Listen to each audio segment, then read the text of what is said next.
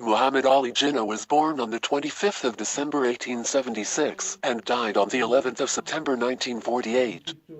He was a lawyer, politician and the founder of Pakistan. Jinnah served as the leader of the All India Muslim League from 1913 until Pakistan's creation on the 14th of August 1947, and then as Pakistan's first Governor-General until his death. He is revered in Pakistan as Quaid-i-Azam, great leader, and Baba-i-Qaum, father of the nation. His birthday is considered a national holiday in Pakistan. Jinnah's given name at birth was Muhammad Ali Jinnah, and he likely was born in 1876 to Jinnah Bai Pune and his wife Matabai in a rented apartment on the second floor of Wazir Mansion near Karachi, now in Sindh, Pakistan but then within the Bombay Presidency of British India. Jinnah was from a wealthy merchant background. His father was a merchant and was born to a family of textile weavers in the village of Paneli in the princely state of Gondal, Kathiawar, Gujarat. His mother was also of that village. They had moved to Karachi in 1875, having married before their departure. Jinnah was the second child. He had 3 brothers and 3 sisters, including his younger sister Fatima Jinnah. The parents were native Gujarati speakers, and the children also came to speak Kutchi and English.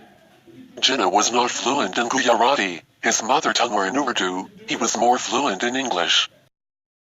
As a boy, Jinnah lived for a time in Bombay with an aunt and may have attended the Gokul Daste primary school there, later on studying at the Cathedral and Jaun Khanan School. In Karachi, he attended the Sindh Madrasatul Islam and the Christian Missionary Society High School. He gained his matriculation from Bombay University at the high school. In his later years and especially after his death, a large number of stories about the boyhood of Pakistan's founder were circulated. That he spent all his spare time at the police court, listening to the proceedings, and that he studied his books by the glow of street lights for lack of other illumination. In 1892, Sir Frederick Leecroft, a business associate of Jinnah Bai Pune, offered young Jinnah a London apprenticeship with his firm, Graham's Shipping and Trading Company. He accepted the position despite the opposition of his mother, who before he left, had him enter an arranged marriage with his cousin, 2 years his junior from the ancestral village of Paneli. Bai Jinnah. Jinnah's mother and first wife both died during his absence in England. The aspiring barrister joined Lincoln's Inn, later stating that the reason he chose Lincoln's over the other inns of court was that over the main entrance to Lincoln's Inn were the names of the world's great lawgivers, including Muhammad. At the age of 20, Jinnah began his practice in Bombay, the only Muslim barrister in the city. English had become his principal language and would remain so throughout his life. His first 3 years in the law, from 1897 to 1900, brought him few briefs. His first step towards a brighter career occurred when the acting Advocate General of Bombay, John Molesworth Macpherson, invited Jinnah to work from his chambers. In 1900, P.H. Nastor, a Bombay Presidency magistrate, left the post temporarily and Jinnah succeeded in getting the interim position. After his 6-month appointment period, Jinnah was offered a permanent position on a 1,500 rupee per month salary. Jinnah politely declined the offer, stating that he planned to earn 1,500 rupees a day, a huge sum at that time, which he eventually did. Nevertheless, as Governor-General of Pakistan, he would refuse to accept a large salary, fixing it at 1 rupee per month. Jinnah's faith in himself was incredible. He recalled that on being admonished by a judge with Mr. Jinnah, "Remember that you are not addressing a third-class magistrate." Jinnah shot back, "My lord, allow me to warn you that you are not addressing a third-class pleader." He was what God made him, a great pleader. He had a sixth sense, he could see around corners. That is where his talents lay. He was a very clear thinker, but he drove his points home, points chosen with exquisite selection, slow delivery, word by word. Jinnah devoted much of his time to his law practice in the early 1900s, but remained politically involved. Jinnah began political life by attending the Congress's 20th annual meeting, in Bombay in December 1904. He was a member of the moderate group in the Congress, favoring Hindu-Muslim unity and achieving self-government, and following such leaders as Mehta, Nauroji, and Gopal Krishna Gokul.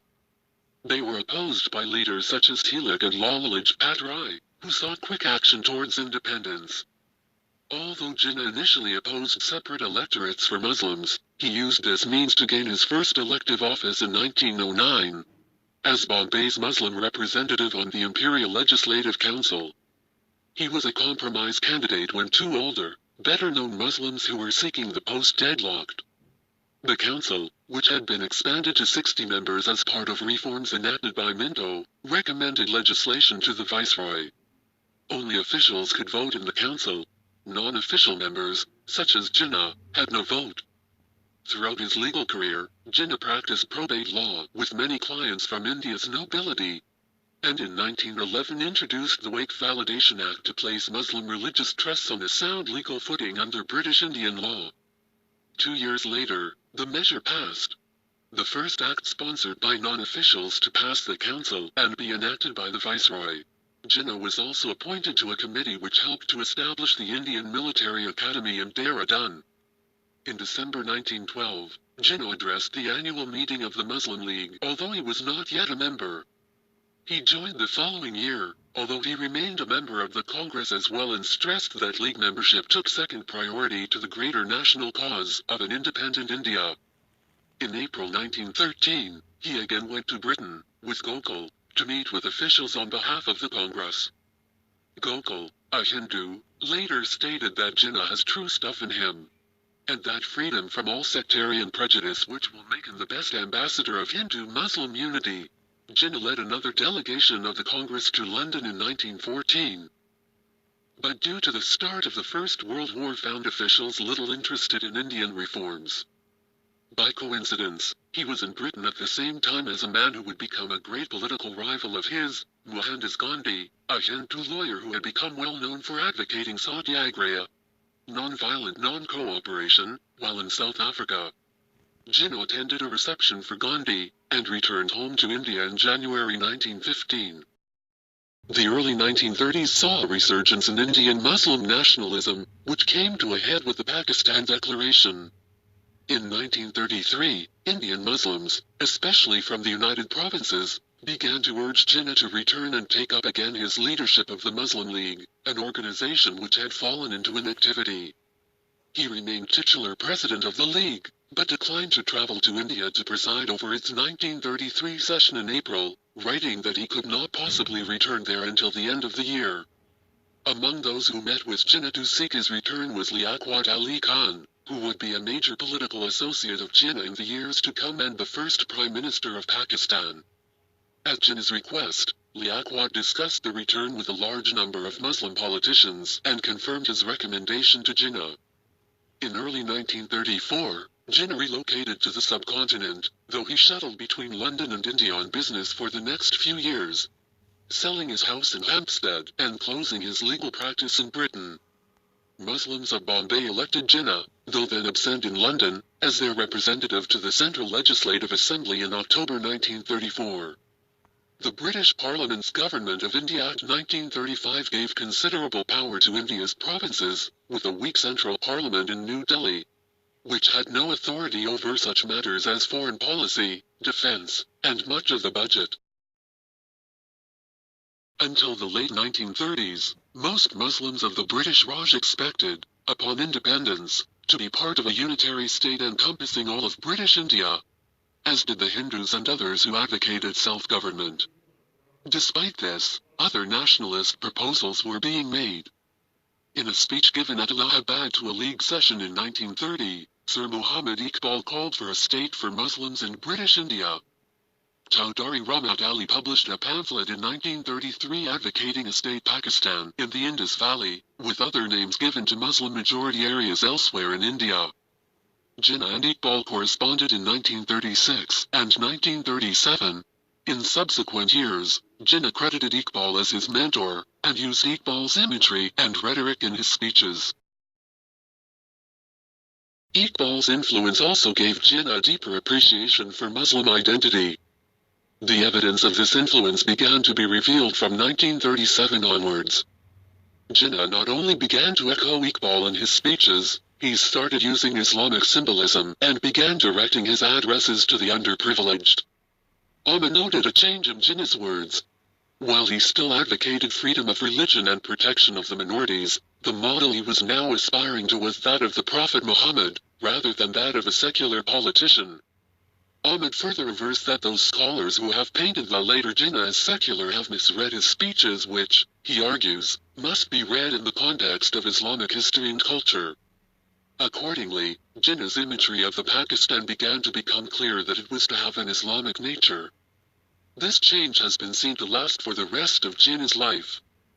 He continued to borrow ideas directly from Iqbal, including his thoughts on Muslim unity, on Islamic ideals of liberty, justice and equality, on economics, and even on practices such as prayers. On the 3rd of September 1939, British Prime Minister Neville Chamberlain announced the commencement of war with Nazi Germany. The following day, the Viceroy, Lord Linlithgow, without consulting Indian political leaders, announced that India had entered the war along with Britain. There were widespread protests in India. After meeting with Jinnah and with Gandhi, Linlithgow announced that negotiations on self-government were suspended for the duration of the war. The Congress on the 14th of September demanded immediate independence with the Constituent Assembly to decide a constitution. When this was refused, its 8 provincial governments resigned on the 10th of November and governors in those provinces thereafter ruled by decree for the remainder of the war. Jinnah, on the other hand, was more willing to accommodate the British, and they in turn increasingly recognized him and the League as the representatives of India's Muslims. Jinnah later stated, after the war began, I was treated on the same basis as Mr. Gandhi. I was wonderstruck why I was promoted and given a place side by side with Mr. Gandhi. Although the League did not actively support the British war effort, neither did they try to obstruct it. With the British and Muslims to some extent cooperating, the Viceroy asked Jinnah for an expression of the Muslim League's position on self-government, confident that it would differ greatly from that of the Congress. To come up with such a position, the League's working committee met for 4 days in February 1940 to set out terms of reference to a constitutional subcommittee. The working committee asked that the subcommittee return with a proposal that would result in independent dominions in direct relationship with Great Britain, where Muslims were dominant. On the 6th of February, Jinnah informed the Viceroy that the Muslim League would be demanding partition instead of the federation contemplated in the 1935 Act. The Lahore Resolution, sometimes called the Pakistan Resolution, although it does not contain that name, based on the subcommittee's work, embraced the two-nation theory and called for a union of the Muslim-majority provinces in the northwest of British India, with complete autonomy. Similar rights were to be granted to the Muslim-majority areas in the east, and unspecified protections given to Muslim minorities in other provinces. The resolution was passed by the League session in Lahore on the 23rd of March 1940. On the 20th of February 1947, Attlee announced Mountbatten's appointment, and that Britain would transfer power in India not later than June 1948. Mountbatten took office as Viceroy on the 24th of March 1947, 2 days after his arrival in India. By then, the Congress had come around to the idea of partition. Nehru stated in 1960, the truth is that we were tired men, and we were getting on in years. A plan for partition offered a way out and we took it. Leaders of the Congress decided that having loosely tied Muslim-majority provinces as part of a future India was not worth the loss of the powerful government at the center which they desired. However, the Congress insisted that if Pakistan were to become independent, Bengal and Punjab would have to be divided. On the 4th of July 1947, Liaquat asked Mountbatten on Jinnah's behalf to recommend to the British King, George VI, that Jinnah be appointed Pakistan's first Governor-General. The Indian princely states were advised by the departing British to choose whether to join Pakistan or India. Most did so prior to independence, but the holdouts contributed to what have become lasting divisions between the two nations. Indian leaders were angered at Jinnah's attempts to convince the princes of Jodhpur, Udaipur, Bhopal and Indore to accede to Pakistan. The latter three princely states did not border Pakistan. Jodhpur bordered it and had both a Hindu majority population and a Hindu ruler. 180. The coastal princely state of Junagadh, which had a majority Hindu population, did accede to Pakistan in September 1947, with its rulers Diwan, Sir Shahnawaz Bhutto, personally delivering the accession papers to Jinnah. But the two states that were subject to the suzerainty of Junagadh, Mangrol and Babariawad, declared their independence from Junagadh and acceded to India. In response, the Nawab of Junagadh militarily occupied the two states. Subsequently, the Indian army occupied the principality in November, forcing its former leaders, including Bhutto, to flee to Pakistan, beginning the politically powerful Bhutto family. In February 1948, in a radio talk broadcast addressed to the people of the U.S., Jinnah expressed his views regarding Pakistan's constitution to be in the following way. The Constitution of Pakistan is yet to be framed by the Pakistan Constituent Assembly. I do not know what the ultimate shape of the Constitution is going to be, but I am sure that it will be of a democratic type, embodying the essential principles of Islam. Today these are as applicable in actual life as these were 1300 years ago. Islam and its idealism have taught us democracy. It has taught equality of man, justice and fair play to everybody. We are the inheritors of these glorious traditions and are fully alive to our responsibilities and obligations as framers of the future Constitution of Pakistan. From the 1930s, Jinnah suffered from tuberculosis. Only his sister and a few others close to him were aware of his condition. Jinnah believed public knowledge of his lung ailments would hurt him politically. In a 1938 letter, he wrote to a supporter that you must have read in the papers how during my tours I suffered, which was not because there was anything wrong with me, but the irregularities of the schedule and overstrain told upon my health. In June 1948, he and Fatima flew to Quetta, in the mountains of Balochistan, where the weather was cooler than in Karachi. He could not completely rest there, addressing the officers at the Command and Staff College saying, "You, along with the other forces of Pakistan, are the custodians of the life, property and honor of the people of Pakistan." He returned to Karachi for the 1st of July opening ceremony for the State Bank of Pakistan, at which he spoke. A reception by the Canadian Trade Commissioner that evening in honor of Dominion Day was the last public event he attended. On the 6th of July 1948, Jinnah returned to Quetta, but at the advice of doctors, soon journeyed to an even higher retreat at Ziyarat. Jinnah had always been reluctant to undergo medical treatment, but realizing his condition was getting worse, the Pakistani government sent the best doctors it could find to treat him. Tests confirmed tuberculosis, and also showed evidence of advanced lung cancer. He was treated with a new miracle drug of streptomycin, but it did not help. Jinnah's condition continued to deteriorate despite the prayers of his people. He was moved to the lower altitude of Quetta on the 13th of August, the eve of Independence Day, for which a ghost-written statement for him was released. Despite an increase in appetite, he then weighed just over 36 kilograms, 79 pounds. It was clear to his doctors that if he was to return to Karachi in life, he would have to do so very soon. Jinnah, however, was reluctant to go, not wishing his aides to see him as an invalid on a stretcher. By the 9th of September, Jinnah had also developed pneumonia.